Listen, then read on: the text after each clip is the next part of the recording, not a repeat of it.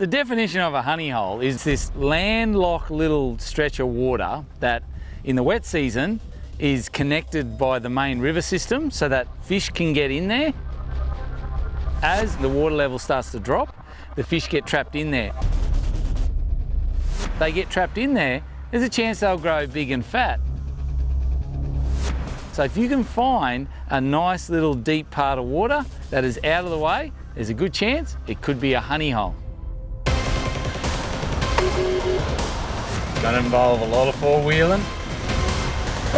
It's going to involve buggies. It's going to involve boat. It's going to involve walking through thick scrub. Mate, this is a mission.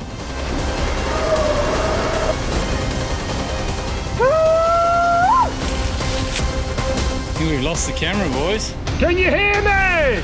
Woo!